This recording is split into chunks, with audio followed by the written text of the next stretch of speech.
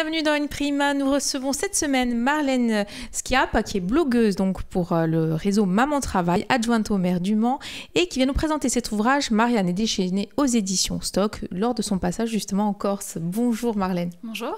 Alors déjà, on va vous présenter un petit peu. Avant d'être une élue, vous êtes aussi donc une maman, et c'est ce qui vous a poussé finalement au départ vers l'écriture et la création de ce blog. Oui, complètement. En fait, quand j'ai eu ma première fille, je travaillais dans une agence de pub et je me suis aperçue qu'on ne pouvait pas être à la fois à un brief à 18h et à la sortie de la crèche à 18h15 et que donc c'était compliqué de tout concilier. J'ai voulu lancer un blog pour partager un petit peu des bonnes pratiques et des informations, des expériences avec d'autres mères qui travaillent et ça a pris de l'ampleur. C'est devenu une association qui maintenant mène des actions de lobbying pour essayer d'améliorer l'équilibre des temps de vie et la conjugaison vie professionnelle, vie familiale partout en France. Notamment, vous avez œuvré en faveur aussi de l'allongement du congé en faveur des pères, justement, oui. À la naissance d'un enfant. Absolument. À partir de 2008, on a fait du lobbying activement pour que le congé paternité soit augmenté. Maintenant, il est d'une durée de 11 jours, il est rémunéré intégralement et l'employeur n'a pas le droit de refuser le congé paternité, ce qui est assez important. Et depuis la loi du 4 août, la loi dite égalité, pour laquelle l'association Maman Travail a aussi été consultée à l'Assemblée nationale, le congé parental est à diviser entre le père et la mère, ce qui amène vers plus d'égalité entre les deux parents. Mais égalité aujourd'hui encore qui n'est pas véritablement de fait, parce qu'on le sait, les pères encore hésitent finalement à franchir le pas, à prendre ce congé. On a l'impression que parfois dans les entreprises, il est encore vu d'un mauvais œil. Ah bien sûr, plus que parfois. Je pense qu'il y a une inégalité qui pèse sur les mères de façon grave puisqu'on les empêche finalement par différentes stratégies de travailler avec l'idée que la place de la femme c'est à la maison en tant que mère. Mais pour les pères, je pense que c'est difficile aussi d'être dans une entreprise et d'expliquer qu'on veut s'occuper de ses enfants, qu'on veut partir tôt, qu'on veut les emmener chez le pédiatre, qu'on veut être auprès d'eux pour les premières semaines de leur vie. Nous, dans l'association Maman Travail, on a beaucoup de témoignages d'hommes qui nous disent que c'était compliqué pour eux de dire à leur patron qu'ils voulaient prendre un congé paternité, voir qu'ils avaient des petites railleries, des moqueries, qu'on les traitait de père poule, on leur disait mais ta femme peut pas le faire. Donc on pâtit, hommes et femmes, on pâtit tous les deux absolument de ces inégalités de genre. Vous travaillez donc évidemment avec cette association à réduire et à ces inégalités. On le sait encore aujourd'hui, pour les femmes, il est difficile parfois d'allier encore la vie professionnelle et la vie parentale, notamment au niveau des horaires. Est-ce qu'il y a aujourd'hui des petites mesures qui peuvent être prises par les entreprises ou par les collectivités pour justement tenter d'éradiquer finalement ces inégalités ? Oui, il y a la généralisation du télétravail, par exemple. C'est quelque chose qui peut être mis en place, qui a été testé dans pas mal de grandes entreprises et qui permet aux pères comme aux mères de pouvoir éviter les temps de transport et de pouvoir être un petit peu plus présents dans des temps ponctuels. Après, il y a tout ce qui concerne le repérage des talents, finalement, avec une pratique qu'on appelle le late blooming et qui est de plus en plus... qui a plus en plus cours dans les pays anglo-saxons et qui arrive un peu dans les pays latins, c'est-à-dire c'est le fait de pouvoir repérer les gens en entreprise aussi après 40 ans, de se dire finalement le repérage des talents n'est pas forcément avant 35 ans, on peut laisser les gens vivre leur vie de famille et ensuite après 40-45 ans, continuer à les faire évoluer et faire en sorte que leur carrière ne s'arrête pas au bout d'un certain âge. Ça peut aussi avoir un effet pervers puisqu'on le sait finalement, les femmes, on va évidemment parler de la politique après, mais les femmes attendent souvent justement la quarantaine, que les enfants soient autonomes, adolescents, pour pouvoir justement reprendre leur carrière là où elles l'avaient laissée. Est-ce que ça peut avoir un effet pervers justement parce qu'on peut finalement ne plus concilier sa vie privée et sa vie professionnelle pendant une dizaine d'années, ou est-ce que justement il faut pouvoir permettre aux femmes de reprendre là où elles s'étaient arrêtées au moment de la quarantaine ? Je pense que l'important, c'est d'offrir aux femmes toute la palette de choix. Il n'y a pas de bonne méthode. Il y a des femmes qui éprouvent le besoin intrinsèquement de s'arrêter de travailler pour s'occuper de leurs enfants pendant quelques années. Il faut leur permettre de le faire en toute sécurité, en maintenant une indépendance financière, y compris en ayant des cotisations pour leur retraite, etc.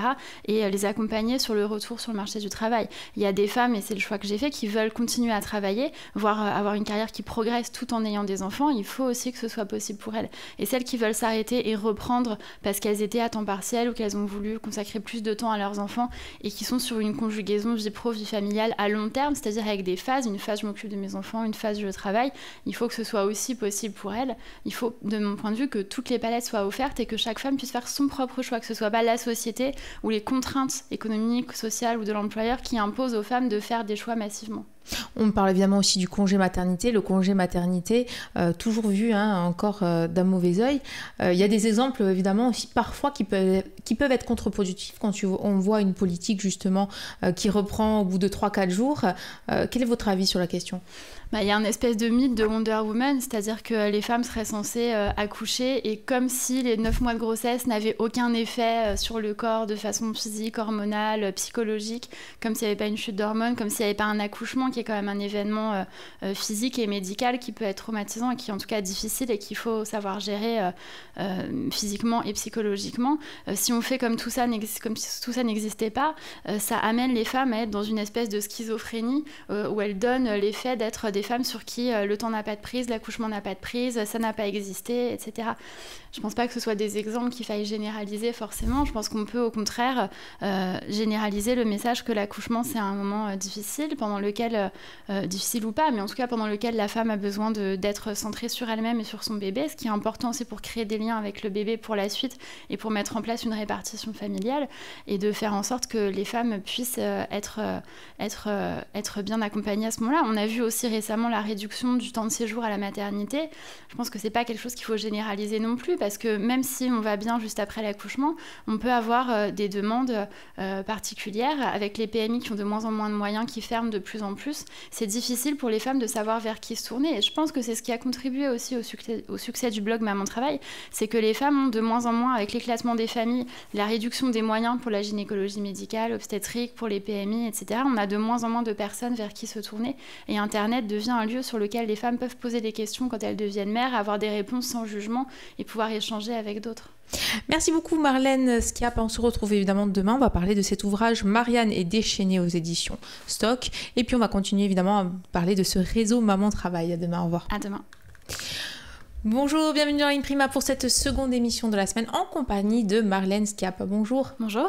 Alors vous êtes blogueuse, vous êtes adjointe au maire du Mans et vous venez nous présenter cet ouvrage Marianne est déchaînée donc aux éditions du Stock.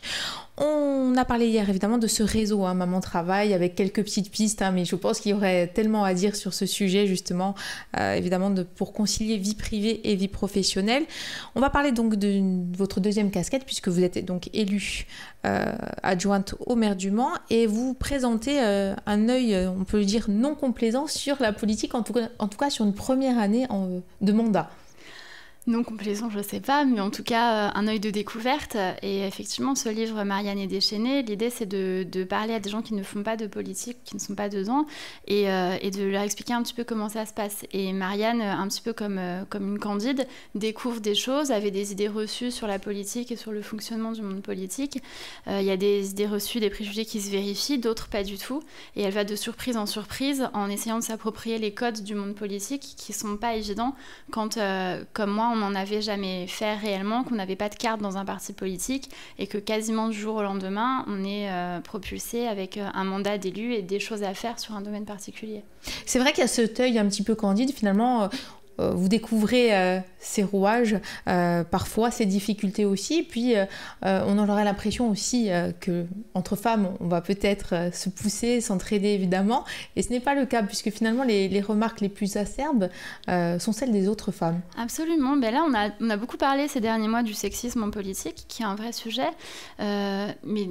En ce qui me concerne, mon expérience personnelle, j'ai été beaucoup aidée par des hommes politiques qui m'ont aidée, appuyée, à commencer par le maire du Mans qui m'a appelée pour être candidate sur sa liste. Et ensuite, d'autres hommes politiques qui m'ont aidée, qui ont voulu transmettre des choses qu'ils savaient, qui avaient à cœur de partager. Et nettement moins par les femmes politiques de façon générale, avec bien sûr des exceptions. Mais globalement, l'effet pervers de la parité, c'est que du coup, pour un homme, une femme politique qui émerge n'est pas vraiment directement une menace, dans la mesure où il y a des quotas paritaires réservés pour hommes ou pour femmes, alors que pour d'autres femmes, il y a de suite l'aspect elle va prendre ma place, surtout si on est jeune et que potentiellement on a plusieurs mandats devant nous, et il y a ce côté elle va prendre ma place, avec du coup un espèce de sexisme entre femmes, de se dire il faut absolument l'écarter et donc la dévaloriser pour la mettre de côté. Il y a le lieu commun aussi finalement que la parité fait de la femme un alibi en politique, fait de la femme femme alibi. Comment on arrive à dépasser aussi cet aspect et à faire sa place? Il faut montrer peut-être 2 fois plus les dents finalement qu'un homme politique. Oui, bien sûr, des hommes incompétents en politique, il y en a énormément, et on leur fait rarement ce procès en incompétence, et on le voit même au plus haut niveau de l'État, les femmes ministres sont sans cesse obligées de prouver leur expertise et leurs compétences, même si elles le sont 2 ou 3 fois plus, parce que jamais on dit à un homme, mais est-ce qu'il est vraiment compétent, est-ce qu'il n'est pas là parce qu'il connaît quelqu'un, alors que pour une femme, on a d'emblée un préjugé d'incompétence. Un homme, on a d'emblée le préjugé de compétence, il a un costume cravate, donc il est compétent, c'est un homme, et après peut-être s'il fait des erreurs, on dira qu'il est incompétent. Une femme, c'est l'inverse. On part du principe que la femme est incompétente, qu'elle est là pour des raisons qui ne sont pas des raisons politiques ou de compétences, et elle va devoir prouver qu'elle n'est pas incompétente. Donc c'est d'autant plus difficile. Dans mon cas, je pense que j'ai la chance, entre guillemets, d'être membre de la société civile, c'est-à-dire membre d'aucun parti politique, ce qui me met à part de quelques jeux éventuels d'appareils, et aussi le fait que j'ai été déléguée à l'égalité, qui est un domaine sur lequel je suis expert. Je travaille depuis 12 ans, j'ai publié une quinzaine de livres sur ce sujet, je préside l'association dont on parlait, Maman Travail. Donc je pense qu'il n'y a pas de... Je pense que personne ne me déniera la compétence sur l'égalité entre les femmes et les hommes. Après, sur la question politique, c'est autre chose. Il y a évidemment aussi cet autre écueil, c'est finalement ne pas faire partie d'un parti. Oui. Ça dessert. Absolument, ça dessert beaucoup parce qu'on est un peu soupçonné tout le temps.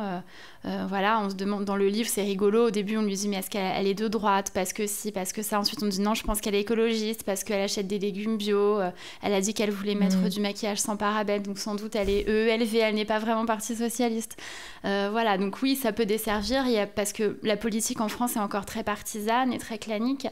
Mais de plus en plus, on voit des maires, je crois que c'est le cas à Ajaccio et dans d'autres villes en Corse, on voit des maires qui ont des élus sans étiquette, issus de la société civile, avec eux sur leur liste, et qui sont des gens qui sont simplement ancrés dans leur territoire et qui ont envie de servir leur territoire plus qu'une idéologie particulière.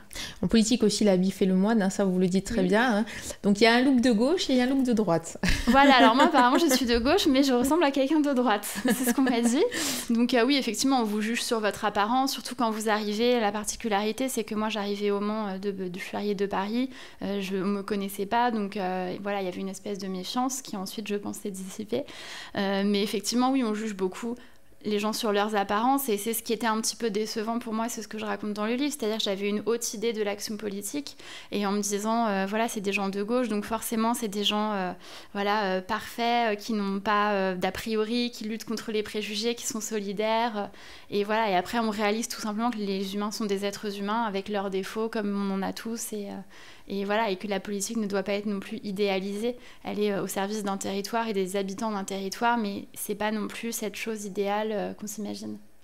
Merci beaucoup Marlène Schiappa. On se retrouve évidemment demain. On va continuer à parler de cet ouvrage Marianne est déchaînée aux éditions du Stock. Hein. Donc c'est votre 16e ouvrage, c'est cela? À peu près.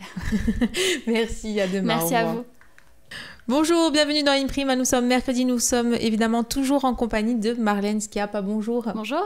Donc vous êtes blogueuse, membre de l'association aussi Maman Travail, adjointe au maire du Mans, et vous venez nous parler de cet ouvrage Marianne est déchaînée aux éditions du Stock. Donc hier on a parlé un petit peu d'idées reçues qui tournaient autour de la femme en politique. Aujourd'hui on va parler d'autres idées reçues mais qui tournent autour du politique lui-même, évidemment, qu'on retrouve dans cet ouvrage.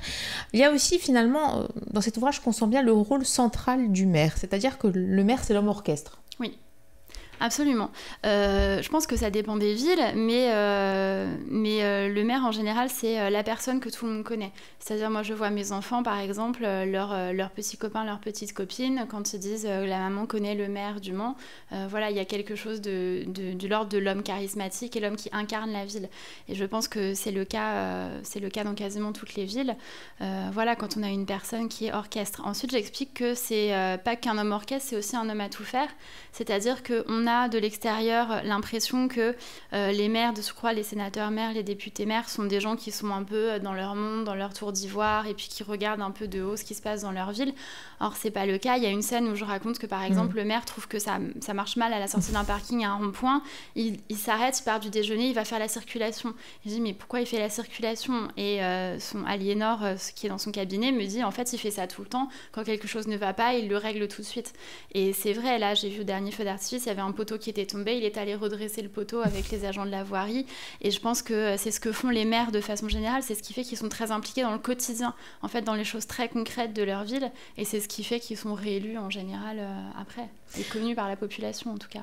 C'est une proximité finalement qui existe même dans les villes finalement moyenne, puisque Le Mans c'est quand même une ville moyenne en France, quand même une grande ville par rapport à une ville comme Ajaccio, bien évidemment. Cette proximité, il arrive justement quand même à la maintenir? Oui, c'est l'impression que j'ai. En tout cas, tout le monde connaît le maire, tout le monde l'a déjà vu. Et voilà, après, je pense que qu'on soit dans une petite ville ou dans une grande ville, les élus, le maire du Mans et le personnage qui est inspiré du maire du Mans dans le livre dit toujours qu'un élu doit être à portée de baffe. Et je pense que c'est le cas, les gens ont besoin d'avoir, et c'est ce qu'on voit avec les réseaux sociaux aussi, c'est pour ça que moi j'y suis très présente et que je réponds aux gens, même à ceux qui font des remarques négatives ou qui pourraient passer pour des attaques. Je pense que les gens ont besoin d'être écoutés par leurs élus et c'est légitime. Les élus sont payés pour ça, donc on doit écouter la population et répondre à leurs attentes dans la mesure du possible. Et je pense que cette grande présence des élus, c'est ce qui peut rattraper la défiance des gens vis-à-vis du monde politique, c'est de voir qu'en fait les politiques ne sont pas des gens qui sont dans leur coin entre eux sur leur dossier avec un espèce d'entre-soi permanent et d'autosatisfaction, mais qui sont des gens qui sont en prise dans la rue, accessibles et qui peuvent écouter, y compris et surtout ce qui ne va pas. Ce qui est paradoxal justement avec votre ouvrage, c'est que finalement on a l'impression quand on voit les gens évoluer sur les réseaux sociaux, qu'ils connaissent les rouages de la politique, etc. Mais finalement, dans votre ouvrage, on voit qu'il y a encore beaucoup à apprendre sur le monde politique et qu'il existe quand même encore un fossé entre la population, parfois, et les élus. Et aujourd'hui, évidemment, la défiance aussi qui prend le pas, évidemment, sur peut-être un pacte de confiance qui existait il y a 40 ans entre l'élu et l'élu de proximité, en tout cas, et son administré. Oui, mais je pense qu'on arrive, après c'est la philosophie politique, mais je pense qu'on arrive à une fin de cycle de la démocratie qui était déjà prédite par Tocqueville dans De la démocratie en Amérique, où il explique que la démocratie, c'est le contrat entre le peuple qui délègue certains pouvoirs à des élus, à des gouvernants, et en échange, ces gouvernants apportent certaines missions de type régalien, comme la sécurité, etc. Et là, on le voit d'autant plus avec la vague d'attentats qu'on a à subir partout en France, c'est que quand ces missions ne sont pas assurées, il y a une défiance d'autant plus grande vis-à-vis des gouvernants et des élus, mais aussi vis-à-vis de la démocratie de façon générale. Et c'est ce qui précède en général des retours à des États dictatoriaux ou à des coups d'État ou à des guerres civiles tout simplement. Donc oui, on est dans une période qui est d'autant plus compliquée, d'autant plus difficile. Et là, on arrive à une période où tout le monde, tous les élus, tous les gens qui font de la politique disent qu'ils font de la politique autrement. Donc on ne sait pas toujours ce que ça veut dire. Et moi, je suis la première à le dire, mais voilà. Comment faire de la politique autrement? Voilà, autrement que quoi? Autrement que qui? Autrement comment? Ça vaudrait peut-être le coup de définir ce que c'est que ce autrement, mais voilà, c'est dans l'air du temps en tout cas. Est-ce que justement aujourd'hui, des ouvrages comme le vôtre permettent évidemment aussi de désacraliser quelque part le politique, mais aussi de se poser les bonnes questions, justement, de la politique autrement? Absolument. Mais ce que j'ai voulu dire aussi dans ce livre, c'est de dire que finalement, c'est pas réservé à une élite, la politique, et de surcroît l'engagement local. Moi, je rencontre beaucoup de femmes avec l'association Maman Travail qui me disent « Oh, c'est super ce que tu fais, j'aimerais bien, mais moi, je sais pas la politique, je connais pas, j'ai pas de parti, etc. » Et je pense que ce sont des freins qui doivent se lever.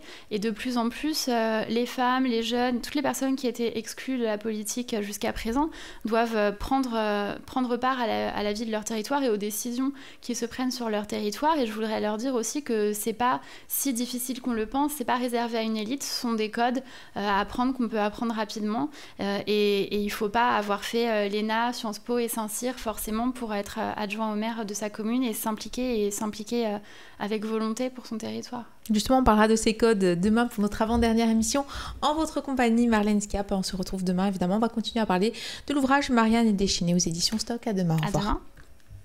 Bonjour, bienvenue pour cette avant-dernière émission de la semaine en compagnie de Marlène Schiappa. Bonjour. Bonjour. Alors je le rappelle, vous êtes présente cette semaine pour nous présenter cet ouvrage Marianne est déchaînée, donc aux éditions du Stock. Vous êtes adjoint au maire du Mans. On a parlé évidemment aussi du réseau Maman Travail tout au long de la semaine. On va parler de politique, on va parler de code justement. On le sait très bien, la politique c'est le protocole aussi. Oui, absolument. Oui, c'est une des choses qui ont été le plus difficile pour moi à apprendre en faisant de la politique, c'est qu'il y avait effectivement un protocole auquel beaucoup d'élus sont très attachés et c'est pas toujours facile de comprendre immédiatement le protocole. Voilà, il y a un ordre protocolaire tout simplement, et il y a des choses à faire, des choses qui se font, qui ne se font pas. Par exemple, moi en tant que blogueuse, personne connectée de ma génération, etc., quand j'ai besoin d'envoyer une invitation invitation, j'envoie un email. Quand j'ai besoin de trouver une date, j'envoie un SMS. Si je veux faire une réunion, je fais un doodle et les gens cochent les dates dans lesquelles ils sont disponibles. Et ça, c'est des choses qui ne se font pas. En fait, pour faire une réunion, il faut envoyer des cartons d'invitation qui doivent passer par un certain service de protocole, de relations extérieures, intérieures, etc. Demander une autorisation, ça doit être signé, ça doit revenir. Ensuite, on peut inviter, mais c'est pas nous qui invitons, même si c'est nous qui organisons. C'est l'entité de la ville ou c'est le maire, et donc il doit y avoir des cartons. Et donc finalement, c'est des choses qui peuvent prendre un temps fou et qui sont très honnêtement assez énervantes quand on est un peu impatient comme je le suis, de voir qu'il y a tout ce protocole à suivre. Il y a des signatures, des validations à non plus finir. Alors après, au début, comme je l'explique dans le livre, je suis juste énervée et impatiente, et petit à petit, je comprends aussi finalement l'utilité, le personnage en tout cas comprend l'utilité de ces choses. Par exemple, les validations par les services qui valident ce que décident les élus, en fait, ça nécessite, c'est nécessaire parce que ça nous permet garde-fou. Absolument, c'est un filet de sécurité, ça nous permet de vérifier si ça n'a pas déjà été fait, si ça peut coûter moins cher, si ça peut être fait autrement, si tous les services ont bien été intégrés dans la boucle, si c'est vraiment la prérogative de la ville et pas d'autres collectivités ou d'autres entités. Donc finalement, petit à petit, je réalise que ces validations sont importantes et même nécessaires, oui. On le sait aussi, la politique, ça peut être aussi de la lourdeur administrative, mais là aussi, vous ne faites pas que la pointer du doigt, vous expliquez aussi finalement qu'on ne peut pas y échapper. Oui, après, il y a un côté qui est un peu... je pense que c'est ce qui pèse aux gens, la lourdeur administrative. Moi, je suis beaucoup contactée par des femmes du fait de ma délégation à l'égalité et du fait d'être identifiée sur Maman Travail, même pour des choses qui ne me concernent pas directement. Mais je vois que, par exemple, les inscriptions, les demandes de place en crèche, c'est des choses qui sont pesantes, en fait, pour les gens. Et c'est pour ça, d'ailleurs, qu'avec mon association Maman Travail, on a lancé un pacte transparence crèche qu'on fait signer aux villes partout en France pour leur demander de s'engager à rendre publics les critères d'attribution aux crèches. Parce que c'est quelque chose qui est vraiment énervant et de l'ordre de l'injustice pour les parents quand ils demandent une place en crèche et qu'ils n'ont pas de réponse ou qu'ils ont une réponse négative sans comprendre vraiment pourquoi, qu'est-ce qui n'allait pas dans leur dossier. Et c'est ça qui crée, je pense aussi, qui renforce le sentiment que la politique, finalement, c'est du copinage, du piston, et que c'est pas vraiment au service du public et de l'intérêt général. Donc c'est important, je pense, de beaucoup communiquer et de beaucoup simplifier, dès qu'on peut simplifier, dématérialiser quelque chose, rendre accessible tout simplement les élus et les services de la ville, il faut le faire, je pense. Justement, on parlait des crèches. Aujourd'hui, est-ce qu'il y a une véritable égalité justement pour accéder aux crèches? Est-ce que les critères sont rendus publics justement avec des initiatives comme les vôtres et quels sont aujourd'hui finalement ces critères? Ça dépend des villes, puisque ce sont des politiques municipales. Il n'y a plus de service public de la petite enfance depuis, je crois, quasiment une trentaine d'années maintenant. Et du coup, ce sont des politiques vraiment exclusivement municipales. Nous, on a rencontré avec l'association Maman Travail beaucoup de maires de villes. Certains ont été tout de suite partants pour signer le pacte Transparence Crèche. C'est le cas d'Alain Juppé à Bordeaux, d'Anne Hidalgo à Paris et de Jean-Claude Boulard, le maire du Mans. Mais pour d'autres, on a eu des refus catégoriques en nous disant que ce n'était pas des priorités pour eux, que voilà, les crèches, c'est pas quelque chose de très important, ou que c'était, en fait, ils nous ont fait comprendre, certains maires, que c'était une petite marge qui se gardait pour remercier des gens ou pour garder la main sur ce qui se faisait avec la population. Ça reste encore cette espèce de politique clientéliste, elle existe encore dans certaines villes. Après, les critères, c'est pas très compliqué de les rendre publics. Nous, avec le pacte Transparence Crèche, Maman Travail, on accompagne du coup des villes, des mairies et des mairies d'arrondissement vers la publicité de ces critères d'attribution. Et finalement, ça permet une plus grande transparence. Alors, en général, c'est au choix de chaque ville. Après, ça dépend de la politique familiale de chaque ville et de chaque commune. Mais ça peut être, il faut que les deux parents travaillent ou que les deux parents soient en recherche d'activité. Il faut qu'ils habitent sur la commune. Il faut qu'ils aient plus de temps d'enfants ou moins de temps d'enfants, un revenu entre temps et temps. Voilà, les critères, c'est vraiment à la discrétion des villes. Et nous, on demande aussi, avec l'association Maman Travail, que les communes réunissent des commissions d'attribution. Ça, c'est obligatoire. Mais qu'elles communiquent la composition de ces commissions. Que les gens, tous les citoyens, les administrés, les citoyennes puissent savoir qui compose cette commission d'attribution des places en crèche. Est-ce que ce sont des directeurs de crèche, des responsables de service? Quels élus sont dans cette commission pour pouvoir avoir un accès et présenter leur cas particulier? Parce qu'au-delà de la question du piston ou du cooptage, il y a le fait qu'il y a des cas particuliers, des gens qui sont dans des difficultés particulières. Je pense à des mères célibataires ou des parents dont l'un des deux parents est décédé ou travaille loin, ou un enfant handicapé, ou des choses qui sont spécifiques spécifique et humaine et qu'on a besoin d'expliquer oralement. Et c'est ça le rôle de l'élu aussi, c'est la relation des gens qui n'ont pas de relation. Donc c'est de pouvoir être disponible en permanence ou ailleurs et de pouvoir écouter ce que demandent les gens et leur cas spécifique et pouvoir appuyer leur dossier. Pas parce qu'on les connaît ou que ce sont des amis, mais parce qu'on connaît leur situation et qu'elle mérite une attention particulière. Merci beaucoup Marlène Schiappa. On se retrouve évidemment demain pour notre dernière émission en votre compagnie. Merci, au revoir. Bonjour, bienvenue dans Imprima pour cette dernière émission de la semaine en compagnie de Marlène Schiappa. Bonjour. Bonjour. Donc je rappelle évidemment que l'ensemble des émissions est disponible sur le www.alta-frequenza.com et puis évidemment on va continuer à parler de cet ouvrage Marianne est déchaînée aux éditions Stock. Alors un ouvrage finalement que vous n'avez pas voulu négatif puisqu'il finalement enjoint peut-être les gens qui le souhaitaient à finalement s'inscrire dans une envie politique ou en tout cas se dire qu'on peut évidemment faire la politique sans faire partie d'un parti, sans vouloir faire carrière aussi puisqu'on parle beaucoup de carrière en politique. On peut aussi faire de la politique comme on s'inscrit dans une association. Oui, bien sûr. Là, je suis très étonnée, par exemple, en période de pré-campagne présidentielle, de voir le nombre de candidates et de candidats à l'élection présidentielle, comme si à partir du moment où on voulait faire de la politique et peser dans le débat public et le débat politique, il fallait faire croire qu'on veut être président de la République. Je pense qu'on peut vouloir faire de la politique à l'échelle locale ou dans le territoire dans lequel on vit ou le territoire dont on est issu, mais sans forcément vouloir briguer un ministère ou une présidence de la République. Je pense qu'il faut redonner des lettres de noblesse à l'engagement politique au sens noble du terme, c'est-à-dire s'occuper des affaires de la cité et être investi comme on le serait effectivement dans une association. Les femmes sont souvent investies dans des associations dans lesquelles elles ne sont pas visibles, des associations dans les domaines dits du care, du soin à l'autre, de la médiation, de l'éducation, des choses comme ça. Et elles méritent aussi, tout comme les hommes, d'être investis dans leur territoire. Et pour la question des partis politiques, c'est la même chose. Je pense qu'avoir une carte dans un parti politique, ça ne vous donne pas forcément plus de compétences que ne pas en avoir.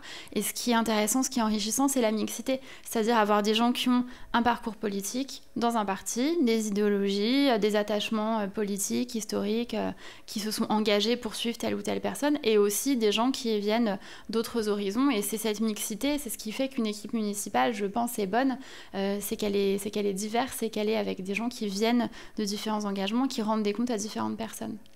Est-ce qu'aujourd'hui encore finalement les femmes ne sont pas contraintes à jouer un certain rôle en politique? En tout cas, elles ne sont pas finalement élues dans des domaines bien spécifiques, notamment on en a parlé évidemment de la petite enfance. Ouais. Est-ce que là encore il n'y a pas finalement un travail à faire sur ces inégalités? Oh bah si, complètement.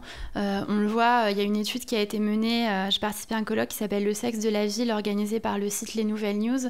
Et ce site a passé au crible justement les délégations, la répartition femmes-hommes des délégations dans les municipalités en France. Et c'est aperçu que les femmes ont la petite enfance, l'enfance, l'éducation, la culture, l'égalité, des délégations comme celle-là. Et les hommes ont ce qui est technique, la sécurité, voilà, tout ce qui peut être technologique, tout ce qui peut avoir une visibilité importante, tout ce qui peut servir de tremplin pour un prochain mandat, l'urbanisme, des choses qui ont des gros budgets aussi, parce qu'en termes de budget, il y a une dichotomie, il y a une différence entre les deux. Donc oui, il y a encore une inégalité là-dessus. Après, je pense qu'on est dans une phase, le droit de vote des femmes, il est très récent. D'ailleurs, la première élue femme, c'était à Ajaccio, c'était Renée Pagès. Je le dis parce que ça se sait peu, mais Ajaccio était la première ville à avoir une élue locale qui était une femme. Et c'est récent, et du coup, on est encore dans une répartition stéréotypée, mais je pense que petit à petit, voilà, on ira vers autre chose. Après, ça peut être aussi un effet pervers. Je me souviens par exemple de Nathalie Kosciusko-Morizet qui a dit « Moi, je veux plus m'occuper des affaires d'égalité femmes-hommes, parce que c'est pas parce que je suis une femme que je dois m'en occuper. » D'accord, mais qui s'en occupe? Parce que les hommes ne s'en occupent pas très majoritairement. Si même les femmes ne s'en occupent plus maintenant, voilà, je pense qu'il faut aller vers les domaines vers lesquels on a de l'appétence, vers lesquels on se sent légitime et compétent, qu'on soit un homme ou une femme, sans vouloir accorder trop de portée symbolique non plus, peut-être.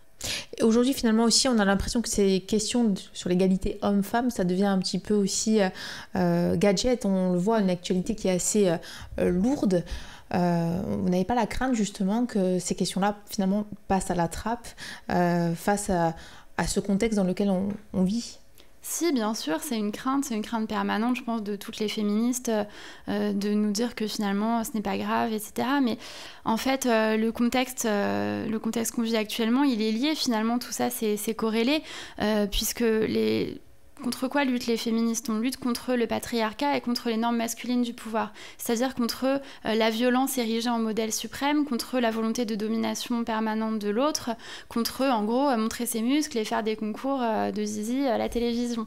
Voilà, et on lutte pour des méthodes qui sont plus dans la bienveillance, dans la cooptation, alors après, ça peut être aussi une forme d'essentialisation de la répartition des rôles entre les hommes et les femmes, mais globalement, c'est ça.